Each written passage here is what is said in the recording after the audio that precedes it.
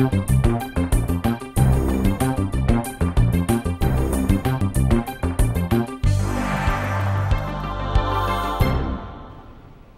can see what's going on here, and the very last chart is also instructive, which is something called the inventory sales ratio. Now, for those of you who keep track of this stuff, you may have heard about just-in-time production methods. And what just-in-time production methods mean, among other things, you have less inventories. By the way, some firms have to have massive inventories. Nordstrom would be an example. And obviously, manufacturing companies need inventories, wholesale and retail companies need inventories. USF doesn't need inventories. PG&E doesn't need inventories. Right? There's only certain kinds of firms that work with inventories. Okay, now, what the firm wants is sales, not inventories. So if you must have inventories, but remember, inventories are a cost because you tie up your working capital in inventories. In other words, your cash is now being tied up in inventories. Or, in some industries, it involves borrowing. So, for instance, let's take an example. Some inventories are seasonal. And very soon, firms are going to start building inventories, getting ready for Christmas. And they'll borrow. And those are traditional short-term commercial loans, self-liquidating loans. When you sell the stuff over the holidays, what happens? You get the wherewithal to repay the loan.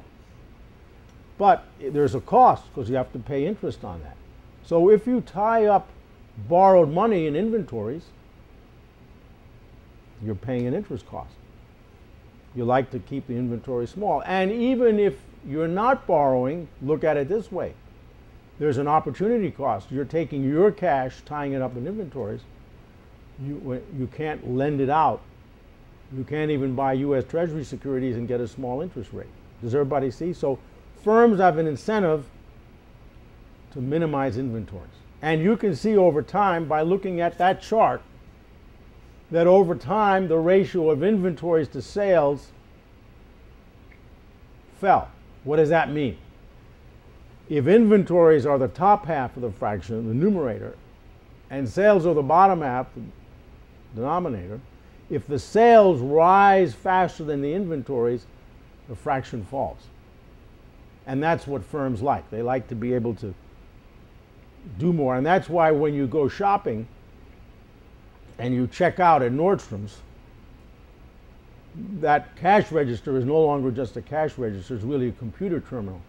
And every day they can track what's on the shelf and so on, minimize their inventory, see, and compare it to their sales. Every day they can look at this stuff. Okay, now, but notice, with every recession, notice how the inventory sales ratio climbed. Do you see that? Every gray vertical bar includes a spike in the ratio. Can anybody here guess why? Can you guess why the inventory sales ratio would have spiked?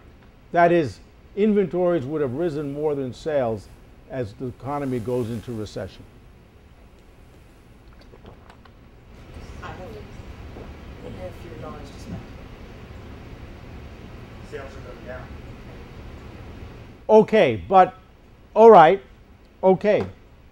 Sales are falling, and what happens to all the goods you produce that you think or you thought you were going to sell and you didn't sell? They end up in the inventory. So you have an involuntary accumulation of inventory. Just as your sales are falling, the inventories rise. Not a happy moment.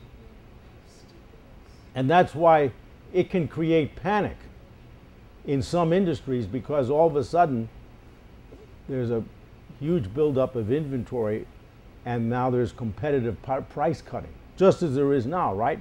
Especially in retail. You can see some heavy price cutting to get rid of stuff. All right, now, what's happened to the inventory sales ratio lately? You can see, right? It's the old problem. And it's Now, a steeper climb. pardon me? It's a steeper climb. Yes, See it, it's a bad one. If these numbers are right, and remember, I mixed up revenues and expense on the federal government chart, so I got the wrong. So if these numbers are correct, then we're in, there's a problem. And by the way, once again, if the inventory sales ratio is rising like this, it's a good bet that a lot of this was involuntary inventory accumulation. So therefore, are firms going to try to increase their inventories or reduce them? Reduce. And that's why when we looked at the previous chart,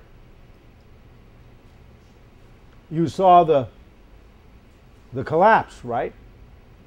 And if inventories are collapsing, what do you think is happening to production? Right? It's going to collapse too.